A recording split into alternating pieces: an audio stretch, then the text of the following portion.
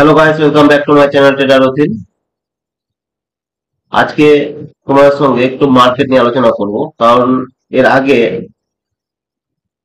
যখন ট্যারিফের নিউজটা এসেছিল তখনই আমি কিন্তু একটা ভিডিওতে বলেছিলাম যে মার্কেট এবার পড়ে যাওয়ার জন্য তৈরি হচ্ছে। তার কারণটা কি, যখনই মার্কেটে দেখবে সব থেকে খারাপ নিউজ আসবে, অর্থাৎ খুব ব্যাড নিউজ আসবে যে মার্কেট এবার শেষ হয়ে যাবে, মার্কেট ক্র্যাশ হয়ে যাবে, মার্কেটে প্রচুর ফল আসবে, এরকম ধরনের কোনো নিউজ যখন আসবে, সব থেকে খারাপ নিউজ, যার ভয়ে রিটেলাররা কিন্তু খুব মানে যার যেখানে যা ইনভেস্ট আছে, যে সুইং ট্রেডিং এর সঙ্গে সুইং ট্রেডিং এ হয়তো কিছু ইনভেস্ট করে গেছে সুইং ট্রেডিং এর জন্য, তারা কিন্তু সব ভয়ে কিন্তু যখন বেরোতে লাগবে, ঠিক তখনই তখনই কি হবে, খারাপ নিউজের কারণে যখন ভয়ে মার্কেট থেকে বেরোবে তখনই তারপরই কিন্তু মার্কেট ধীরে ধীরে ধীরে ধীরে আপট্রেন্ড কিন্তু কন্টিনিউ করবে।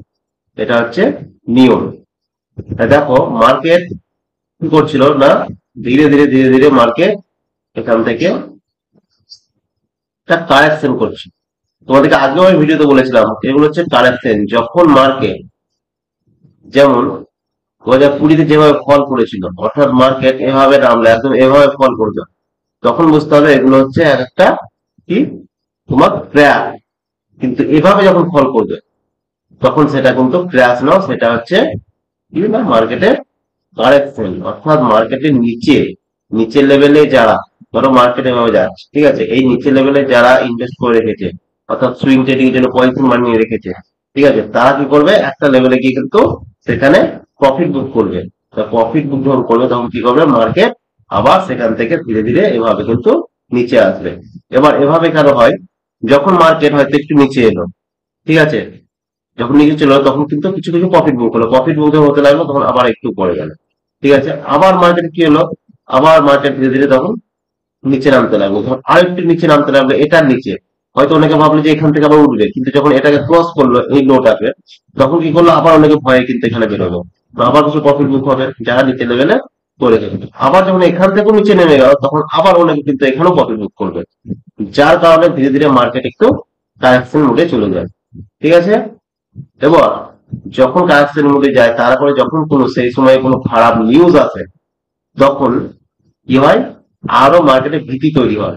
এবার ভীতি যখন তৈরি হবে তখন কি হবে, যারা মোটামুটি যেসব রিটেলার পজিশন এখন ধরে রেখেছে বেরোয়নি, তারা কি করবে, যে মার্কেট হয়তো যারা ধরো এইসব জায়গাতে হয়তো কেউ পজিশন নিয়ে রেখেছে, ঠিক আছে, ধরো মার্কেটে এইসব জায়গাতে কেউ পয়সা নিয়ে রেখেছে এইসব জায়গাতে, তারা দেখছে যখন এখান থেকে আরো নিচে নামছে এভাবে, এখান থেকে যখন মার্কেট উপরে, তারা একটু খুশি হলো, কিন্তু তারপর যখন দেখলো যে খারাপ নিউজের কারণে মার্কেট আরো নিচে পড়তে লাগলো, যখন এসব জায়গায় মার্কেট খারাপ করে, যেমন ট্যারিফে যেদিন নিউজ ঘোষণা হলো, ঠিক সেদিনকে যখন মার্কেট এখানে পড়লো একদম নিচে, তখন কিন্তু অনেকে কি করেছে, প্রফিট বুক করতে আরম্ভ করে দিয়েছে এখানে, ঠিক আছে, যার কারণে মার্কেট কিন্তু এখানে দ্রুত উপরে গিয়েছে, ঠিক আছে।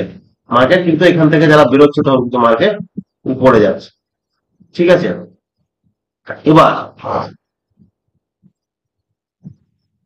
প্রফিট বুক করলে মার্কেট কিন্তু কি হবে, তারা কি করবে, বাই করলে সেল করবে, মার্কেট নিচে আসবে কিন্তু উপরে যাচ্ছে, তার কারণ কি, এখানে তখন খারাপ নিউজের কারণে বিগ ট্রেডার্সরা খারাপ নিউজ ক্রিয়েট করলো ভালোভাবে, খারাপ নিউজ ক্রিয়েট করার পর সেইটাকে সুযোগ লাগালো তারা, তারা কিন্তু মার্কেট কি করলো, একদম ডাউনে, একদম কি করলো, নিচে, অর্থাৎ গ্যাপ ডাউন কিন্তু তারা করলো মার্কেটকে, একদম দেখো এটা মোটামুটি 922 900, আর এখানে হচ্ছে এখানে 762, প্রায় বারোশো পয়েন্ট নিচে, মানে বুঝতে পারো, দেখো 1200 পয়েন্ট নিচে এখানে কিন্তু মার্কেট কি করেছে, আমাদের ক্লোজিং কোথায় ছিল না, এখানে ক্লোজিং ছিল, এই জায়গাটা ক্লোজিং ছিল, মার্কেট ওপেন হয়েছিল এখানে, ঠিক আছে, মানে 1200 পয়েন্ট নিচে, মানে চিন্তা করো তাহলে কত ভীতি তৈরি হবে, যারা হয়তো এইসব জায়গাতে পজিশন নিয়ে রেখেছে তারা ভাববে মার্কেট ক্র্যাশ করবে, যার কারণে তারা বলতে বেরোবে। এবার সেই যখন তারা রিটেলাররা বেরোচ্ছে তখন কিন্তু বিগ ট্রেডাররা যেখানে পাচ্ছে সেখানে কিন্তু তারা এবার কিনছে, যার কারণে মার্কেট উপরের দিকে, আবার এখানে তারা অনেকে বিক্রি করছে, এখানেও কিনছে, আবার উপরে, আবার এখানে বিক্রি করছে, এখানেও কিন্তু উপরে, দেখো পর পর পর পর মার্কেট কিন্তু একদম কত দ্রুত উপরে চলে যাবে, ঠিক আছে। যার জন্য বলেছিলাম যে মার্কেটে যখন প্রচুর খারাপ নিউজ, এখানে যখন মার্কেট ফল করলো সেদিনকে বলেছিলাম একটা ভিডিওতে, প্রচুর খারাপ নিউজ, তার মানে এবার কিন্তু মার্কেট আপ ট্রেন্ড কন্টিনিউ করার একটা সম্ভাবনা রয়েছে, ঠিক আছে। হয়তো গেল মার্কেট নিউ। তো এখন আমরা কোন কোন স্টকে মোটামুটি একটু সুইং ট্রেডিং এবং ইনভেস্টমেন্টের জন্য দেখতে পারি, সেগুলো নিয়ে একটু আলোচনা করবো। চলো, একটা কথা মাথায় রাখবে, যারা ইনভেস্টমেন্ট এবং সুইং ট্রেডিং করছো, মার্কেটের সবসময়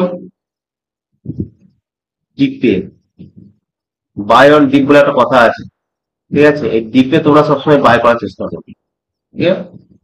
আর সেল অন রাইজ, অর্থাৎ উপরে, এই উপরে যখন মার্কেট যাবে তখন তোমরা এখানে সেল করবে, কোনো সময় এখানে বাই করবে না, ওকে? এই ভুলটা করবে না কোনো সময়। আর মার্কেটে যখন দেখবে কোন স্টক সম্পর্কে হয়তো খুব ভালো ভালো নিউজ আসছে যে মার্কেট আবার উপরে যাবে, কি এই স্টক খুব ভালো পারফরমেন্স করেছে, অনেক উপরে যাবে এবার, সেসব স্টক কোনো সময় কিন্তু বাই করবে না, জানবে যে সে নিচে নামবে। আর যখন কোন স্টক নিয়ে শুনবে যে স্টক শেষ, দুরবস্থা, তখন তার ফান্ডামেন্টালটা দেখে নেবে ঠিক আছে না, যদি ফান্ডামেন্টাল ঠিক থাকে তখন সে স্টক তুমি বাই করবে না, যেগুলো প্রফিট করতে পারবে। ঠিক আছে? তো চলো এবার আমরা একটু মার্কেটে করবো কিছু স্টক নিয়ে দেখি, আলোচনা করি মোটামুটি কোনগুলো এখন বাই করা যেতে পারে। তার জন্য আমরা আমাদের স্ট্র্যাটেজি অনুযায়ী কোন স্ট্র্যাটেজি আমরা অ্যাপ্লাই করবো। দেখো দেখো অলরেডি মার্কেটে কিন্তু এগুলোতে বাই করার জন্য বলেছিলাম কোথায়, এই যেমন এই স্টকটা আমাদের এসএমএ স্ট্র্যাটেজি বারবার করে বলেছিলাম, অনেক হয়তো ভিডিও দেখে না, যে এসব কোনো কাজ হবে না, হয়তো মার্কেট যখন পড়ছে, কিন্তু মার্কেটে এখানে বাই করার জন্য বলেছিলাম। তখন মানে আমাদের স্টকে বাই হতো তাহলে এসব জায়গাতে পরের দিনকে তাহলে আমরা বাই করবো এখানে, এখানে বাই করতাম। তারপর কি বলেছিলাম, 10% আমরা কি করতে পারি, দেখতে পারি যে যদি 10% আরো নিচে আসে এখান থেকে, তাহলে আমরা সেখান থেকে কি করবো না, এভারেজ করবো। এসছে মোটামুটি 9%, দেখো 9%ও আমাদের কিন্তু এভারেজ করা যায়, 10%ই করতে হবে তার কোনো নয়। বা দেখো এখানে যদি এভারেজ করতে, এখানে দেখো অলরেডি তোমরা কিন্তু প্রফিটটা পেয়ে যেতে হবে কত দিনের মধ্যে, এটা এমন কিছু কিন্তু নয়। দেখো তোমার যদি এটা দেখা যায়, এখানে যদি কেউ এভারেজ করতো কতদিনের মধ্যে, মাত্র 37 দিন, মাত্র 37 দিনে তোমরা কিন্তু 10% এখানে পেয়ে যাবে। ঠিক আছে, এটা গেল 1 নম্বর। পিটি লাইট কিন্তু এখন মার্কেট অনেকটাই উপরে চলে গিয়েছে, ঠিক আছে? পিটি লাইট ইন্ডাস্ট্রি দেখছে এটা, ঠিক আছে? এবার এখান থেকে যদি আমরা দেখি অল টাইম হাই থেকে মার্কেট কতটা আছে, 11% নিচে পড়ে আছে, কিন্তু মার্কেট পড়েছিল কত, যার জন্য বারবার করে বলেছিলাম যে আমরা কোনো সময়তেই একদম নিচে কিনতেও পারবো না কোনোদিন, আমরা যদি ভাবি একদম এখানে বাই করবো, এই জিতে আমরা বাই করবো, কোনোদিন পারবো না। সুতরাং আমাদের মোটামুটি একটা স্ট্র্যাটেজি মেনে চলতে হবে, ঠিক আছে? সেই হিসাবে আমরা কিন্তু দেখো আমরা সেই স্ট্র্যাটেজি মেনে চলতাম, তাহলে কিন্তু আমরা ভালো একটা প্রফিটে থাকতাম। তোমরা যারা সেই স্ট্র্যাটেজি মেনে নিয়েছো তারা কিন্তু এখন প্রফিটে আছে, তারা কিন্তু কোনো লসে নেই, এবং আমাদের সব লার্জ ক্যাপ স্টক। ওকে, এবার দেখো কোন স্টক এখন মোটামুটি নিচে পড়ে আছে, সেগুলো সমস্তটাই দেখো। রিলায়েন্সও বারবার বলেছিলাম, দেখো রিলায়েন্স এখানে নেওয়ার জন্য বলেছিলাম, কেউ নেয়নি। রিলায়েন্স দেখো কোথায় চলে গেল, ঠিক আছে? এরপরে দেখো আইসিআইসিআই ব্যাংক নিয়ে আমি বলিনি, এইচডিএফসি বলিনি, এশিয়ান পেন্টকে নিয়ে তো বারবার বারবার বলেছি, এখনো বলছি এশিয়ান পেন্টকে নিয়ে। এশিয়ান পেন্ট অলরেডি দেখো কারেকশন করে দিল অনেকটা, দেখো এটা তোমরা যদি এখানে বাই করো, আমাদের বাই পজিশন ছিল এটা, ঠিক আছে? আমার ধরো বাইং পজিশন মোটামুটি এটা ছিল এই ক্যান্ডেল, ঠিক আছে? এবার এখান থেকে যদি আমরা দেখো এশিয়ান পেন্টে যখন আমি এটা তো বলেছিলাম, এই ট্রেন লাইনটা যখন টেনেছিলাম তখনও বলেছিলাম এই যে ট্রেন লাইনটা, বুঝতে পারছো? তাও কেউ করেনি, যারা করেছে অবশ্যই তারা প্রফিট করবে এখন। দেখো এখান থেকে যদি আমি অল টাইম হাই থেকে দেখি, ওই যে কত পার্সেন্ট কারেকশন করে আছে, ভিডিও বেনবা তোমরা সব স্কিপ করে করে দেখো, যার জন্য তোমাদের মাথায় কিছু ঢোকে না। ভিডিও স্কিপ করে দেখাই যাবে না কোনো সময়, এখনো মোটামুটি 31%, প্রায় 32% নিচে আছে। তোমরা চাইলে এখনো এটাকে বাই করতে পারো, হয়তো মার্কেট এখান থেকে আবার কাট করতেও পারে, এখান থেকে নিচে আসতেও পারে, কোনো ভয় পাওয়ার কিছু নেই, কোথাও যাবে না মার্কেট। দেখো মার্কেট এখানে কি করছে একটু বলি, এখানে দেখো সেন পেন এখনো নেওয়া যাবে, অনেক নিচে পড়ে আছে।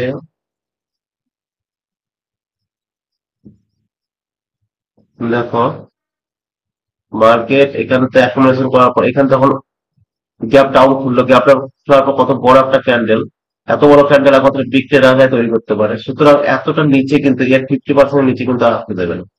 মোটামুটি 2200 বরং 2300 নিচে কিন্তু আর মার্কেট থেকে নামতে দেবে না, নামবে। দেখো এই গেল, এই গেল, এই গেল, এই গেল। ঠিক আছে, এই লো কিন্তু ব্রেক করছে না।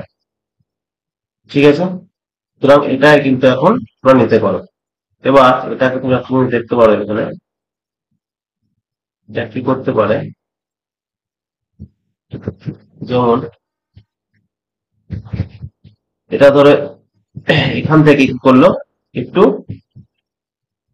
এই গেল, এই এলো, এই গেল, এই গেল, ওখানে একটু নিচে এলো। এখানে যারা অনেকে সুইং ট্রেডিং এর জন্য এসএল লাগিয়ে রাখবে, তাদেরকে বের করে দিয়ে তারপর মার্কেট এখানে কি করবে, এভাবে একটু টাইম কাটিয়ে এভাবে আবার কিন্তু এভাবে কিন্তু মার্কেট আবার ছুটবে। ঠিক আছে, এটাও পরে বুঝতে হবে। তার জন্য এখানে যারা ইনভেস্টমেন্ট করবে তাদের কিন্তু ভয় করার কিছু নেই। ঠিক আছে, তোমার কিছু টাইম নিয়ে রাখবে এই স্টকটাতে এখন যদি ইনভেস্ট করতে যাও। এখন একটু ভালো পজিশন আছে, খারাপ পজিশন নেই, তবে আর একটু নিচে নামতেও পারে। এরপরে যেটা আছে কোথায় গেল আমার? হিন্দুস্তান ইউনিলিভার, হিন্দুস্তান ইউনিলিভার তো নিয়েও বারবার বলেছি। দেখো হিন্দুস্তান ইউনিলিভার এখনো অনেক নিচে পড়ে আছে, হিন্দুস্তান ইউনিলিভার এখন নেওয়া যাবে ফার্স্ট ক্লাস এখান থেকে। এই দেখো, তুমি দেখতে গেলে মোটামুটি 21%। শোনো, আমরা জাস্ট টেকনিক্যাল নিয়ে একটু কথা বলছি। হুম, এই বড় বড় কথা বলে আমি তোমাদেরকে বিভ্রান্ত করতে চাই না, কিন্তু তুমি দেখো এখান থেকে মার্কেট কি করছে, আমি জাস্ট প্রাইস অ্যাকশনটা যদি দেখি আমি এখানে, আগামীকাল হিন্দুস্তান ইউনিলিভার কিন্তু একটা সুন্দর এখান থেকে র্যালি দিতে পারে, তো বড় ক্যান্ডেল তৈরি করার সম্ভাবনা রয়েছে হিন্দুস্তান ইউনিলিভার। তার কারণ হচ্ছে দেখো হাইটার মার্ক করে দিই, এখানে দেখো রেসিস্ট্যান্ট পাচ্ছিল। ঠিক আছে, এই যে এই ক্যান্ডেলটাতে এটা এটা একটা রেসিস্ট্যান্ট লেভেল। ঠিক আছে, এবার এর উপরে গিয়েছিল, সাস্টেন করেনি, এরপর কি করতে পারে, হয়তো মার্কেট এখানে কালকে কি করতে পারে, এখানে আবার একটা এরকম রেড ক্যান্ডেল তৈরি করলো। ঠিক আছে, দুদিন টাইম কাটাতে পারে, তারপরে কিন্তু দেখা যাবে এখান থেকে একটা বড় গ্রিন ক্যান্ডেল এভাবে তৈরি ব্রেকআউট দিচ্ছে, এটাও করতে পারে। ঠিক আছে, তো তোমরা এই ধরনের সিচুয়েশনে দেখতে পারো এখানে, তোমরা চাইলে এটাও কিন্তু এখন নিতে পারো, হিন্দুস্তান ইউনিলিভারও কিন্তু এখন নেওয়া যেতে পারে, কারণ দেখো এখানে একটা টাইম কাটানো, টাইম কাটিয়ে তারপর কিন্তু পড়ে যাচ্ছে। একটা ফার্স্ট টার্গেট কতটা থাকতে পারে, ওখান থেকে বেরোনোর পর মোটামুটি এটা 24-52 থাকতে পারে ফার্স্ট, সেকেন্ড 25। ঠিক আছে, তো মার্কেট একদম সোজা চলে যাবে না, টাইম কাটাতে কাটাতে এভাবেই যাবে। দুটো স্টক নিয়ে বললাম, 3 নম্বর টাটা টিসিএস, টিসিএস ওর ভালো স্টক। এ দেখো, এটা তো তোমরা কিন্তু এখন দেখতে পারো, টিসিএস কিন্তু এখন অনেকটাই নিচে চলে আছে, টিসিএস কিন্তু অনেক নিচে চলে আছে,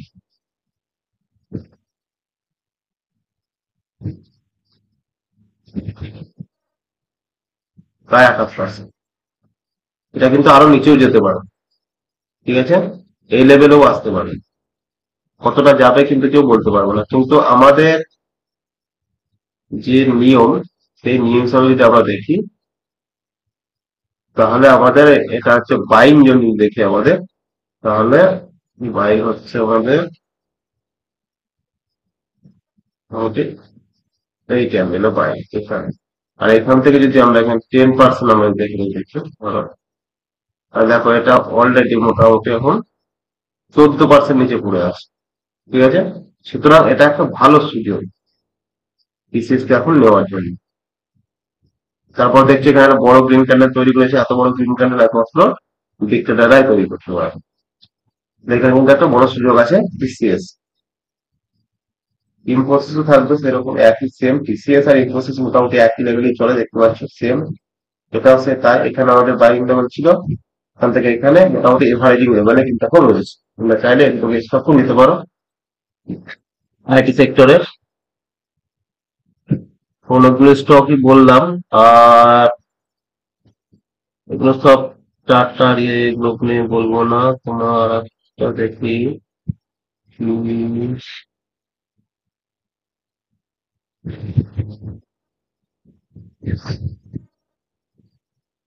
নেসলে, নেসলে নিয়ে তোমাদেরকে বারবার বলেছিলাম, দেখো নেসলে দেখো সুন্দর একটা ডবল টপ তৈরি করছে।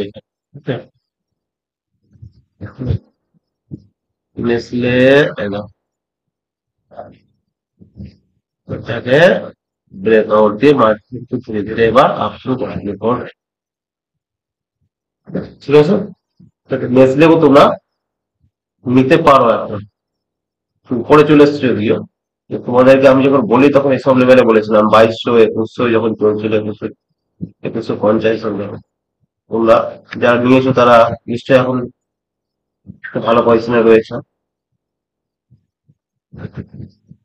তা এখন লো লেভেলে যেগুলো আছে মোটামুটি সেসব নিয়ে তো বললাম,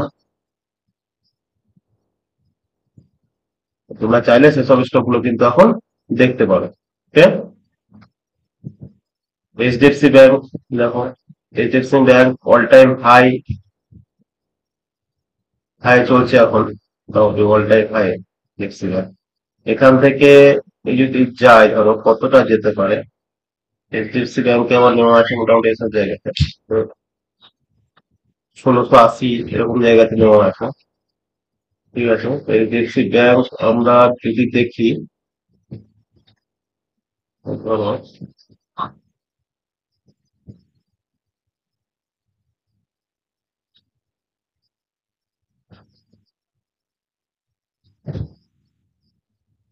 মোটামুটি 2133 আসছে, মানে 2100 লেভেল মোটামুটি তুমি ধরে, প্রায় 2100 পর্যন্ত এখন কিন্তু যাওয়ার এটা একটা সম্ভাবনা আছে এইচডিএফসি ব্যাংক। ওকে, তোমরা যারা ওয়েট করছো তারা মোটামুটি 2000 পর্যন্ত ওয়েট করে থাকতে পারো।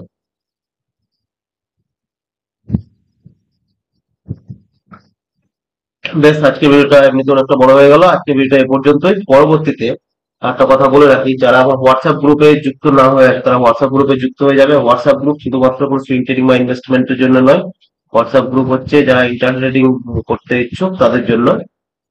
ঠিক আছে, আর টেলিগ্রামে যুক্ত হয়ে যাবে সুইং ট্রেডিং বা ইনভেস্টমেন্ট নিয়ে যারা নিজেদের নলেজ গেইন করতে চাও, এবং সেখানে কিছু আমি ভালো ভালো স্টক পোস্টও করে রাখি অনেক সময়। ঠিক আছে, তো সেখানে তোমরা কিন্তু যুক্ত হয়ে যেতে পারো। আর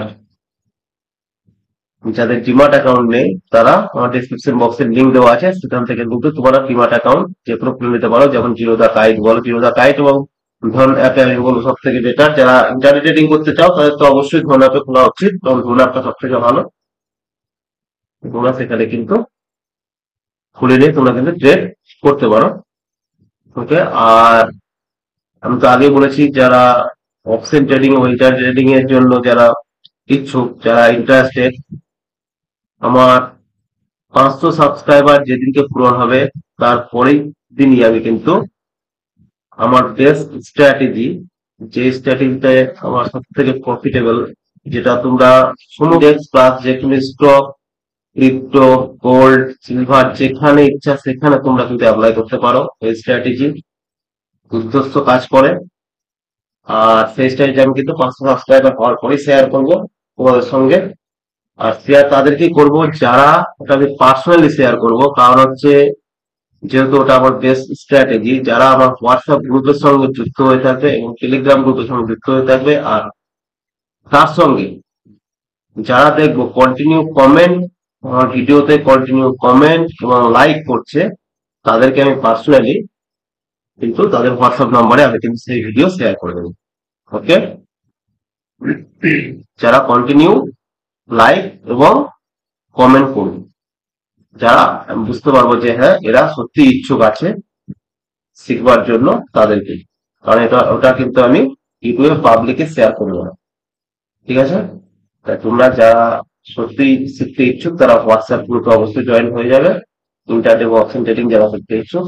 আর তার সঙ্গে লাইক এবং কমেন্ট করবে, অবশ্যই শেয়ার করবে, কারণ যত দ্রুত শেয়ার আমার 500 সাবস্ক্রাইব করাবেন তত তাড়াতাড়ি কিন্তু সেটা কিন্তু আমি তোমাদেরকে দিয়ে দেবো। কিন্তু পাবলিকে পোস্ট করবো না, এটা আমি বলে দিচ্ছি। এই যে পাবলিকে পোস্ট তখনই করবো 1000 সাবস্ক্রাইবার হবে তারপর। ওকে। তার তার মাঝে আরো কিছু স্ট্র্যাটেজি তোমাদেরকে দেবো, যেগুলো তোমরা আহ, যেগুলো থেকে তোমরা ভালো প্রফিটও করতে পারবে। কারণ এমনিতে আমি দুটো স্ট্র্যাটেজি অলরেডি দিয়েছি, একটা হচ্ছে বক্স ট্রেডিং এ আর একটা হচ্ছে 45 মিনিট কেমিস্ট্রি প্যাটার্ন, যার কারণে সে দুটো স্টক থেকে তোমরা যথেষ্ট আশা করি প্রফিট করতে পারছো, যারা ঠিকঠাক ভাবে সেটাকে মেনটেন করে চলছো। তার সঙ্গে তোমার সাপোর্ট স্ট্র্যাটেজি দেওয়া আছে, আর প্রাইজ অ্যাকশন তো দেওয়াই আছে। তার জন্য বলি প্রাইজ অ্যাকশন যে প্লেলিস্ট বানানো আছে সেখান থেকে ফুল প্রাইজ অ্যাকশনটা তোমরা ভালোভাবে শিখবে, যারা ইন্টার এবং অপশন ট্রেডিং করতে চাও বিশেষ করে। আর যারা সুইং ট্রেডিং ও ইনভেস্টমেন্ট করতে চাও তারা ফান্ডামেন্টাল অ্যানালাইসিস এর ফুল কোর্সটা তোমরা শিখে নেবে।